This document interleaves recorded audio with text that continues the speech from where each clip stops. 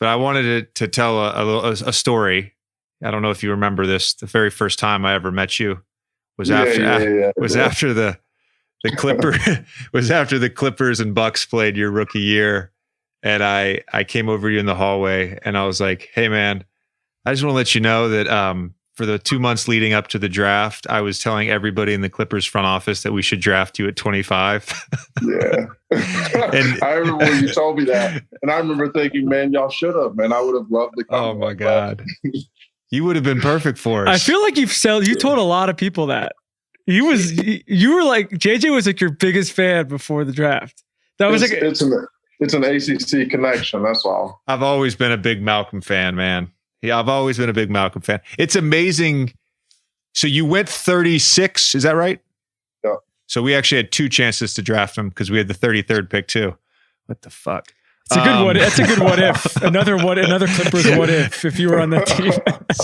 So you get rookie of the year.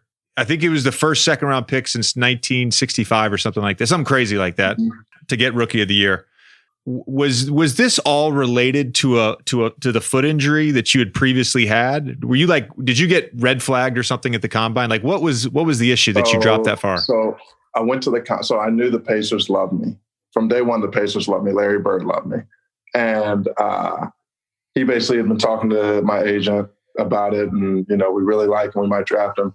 He came to the combine, so I played really, really well. I was first day, the scrimmages, I was the talk of the combine. Because, a lot of the top guys now, they just sit out. They were sitting out.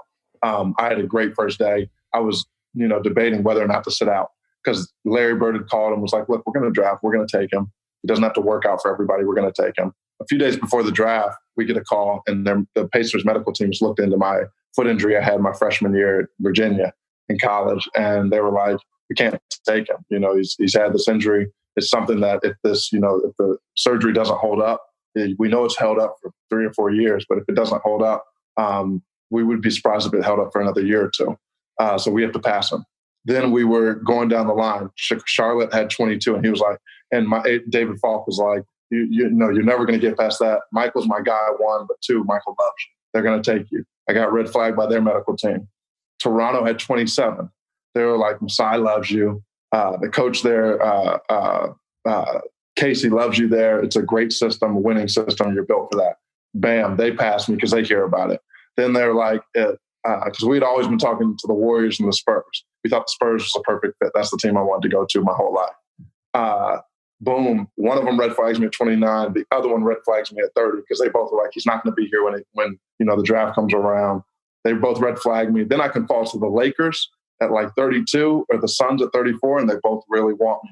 And my agent basically convinces them not to take me. So he's like, it's a bad situation. You can go to Milwaukee. You can compete for the starting job with the Bucks.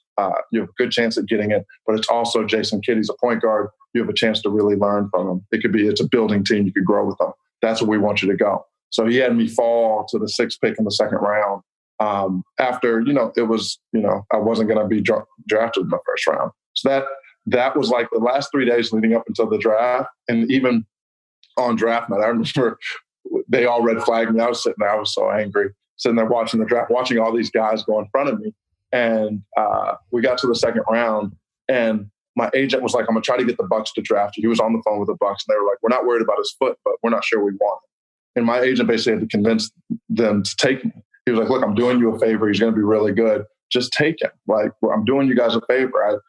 Greg Monroe had recently re-signed that year. He had a player option. He stayed there. And he was like, look, I brought you guys back, Greg. Like, just take Malcolm. Do me this favor. So they took me. And even though they didn't want me, and, it ended up working out pretty well. I think it's Draymond said that he can name he was a 2nd round pick too. He can name every guy drafted in front of him. Do you hold that type of anger? Could you do that?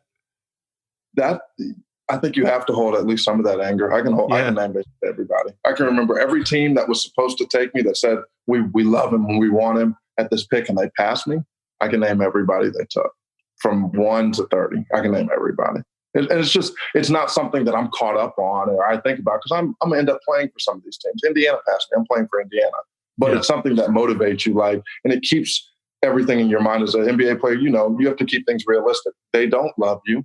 They love you for the time that you're there. They love you for, before you get injured. They love you for all this time. But once they find a better option, you're going to be gone and that next person's going to come in. So you have to keep that motivation in your mind to stay hungry. You do, because look, you have to maximize sort of every situation that you're going to be in. And I understood, like when I went to Philly, I was on a very different timeline than Joel and Ben. Right.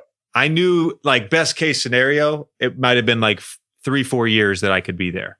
It just, there was no way. I knew those guys were going to grow and they were going to build around those guys and I was going to age out. Like, I was okay with that. And so my whole thing was, I'm going to just dive in and maximize while I'm here and do this.